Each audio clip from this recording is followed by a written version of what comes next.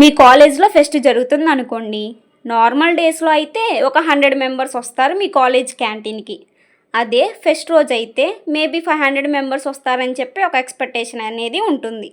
ఇప్పుడు మీ క్యాంటీన్ అతను వచ్చిన ప్రతి ఒక్కరికి ప్రతి ఒక్కసారి టీ పెట్టి ఇవ్వాలంటే టైం అంతా అక్కడే సరిపోతుంది అండ్ గ్యాస్ కూడా వేస్ట్ అవుతుంది. ఇప్పుడు మీ క్యాంటీన్ అతను ముందుగానే around 150 cups of tea prepare చేసి ఫ్లాస్క్లో రెడీగా పెట్టుకుంటాడు.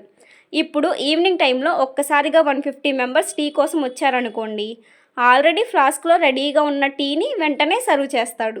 సో దీనివల్ల టైం అనేది సేవ్ అవుతుంది అండ్ మెనీ మెంబర్స్కి క్విక్లీ సర్వ్ చేయగలుగుతాడు. ఇప్పుడు మీరు యాప్స్ ఆర్ వెబ్సైట్స్ నుంచి ఫ్రీక్వెంట్గా యాక్సెస్ చేసిన డేటాని ఫాస్టర్ స్టోరేజ్ అయిన కేజ్లో ముందుగానే టెంపరరీగా స్టోర్ చేస్తారు. ఇప్పుడు యూజర్ అదే డేటా అడిగితే డేటాబేస్ నుంచి మళ్ళీ తీసుకురావాల్సిన అవసరం లేకుండా కేజ్ నుంచి క్విక్గా రెస్పాన్స్ అనేది గెట్ చేయొచ్చు. దీనివల్ల సర్వర్ మీద లోడ్ తగ్గుతుంది అండ్ క్విక్ రెస్పాన్సెస్ వస్తాయి. నెక్స్ట్ టైం మీరు టీ తాగేటప్పుడు క్యాషింగ్ అంటే ఇన్స్టాంట్ సర్వీస్ అని గుర్తు తెచ్చుకోండి.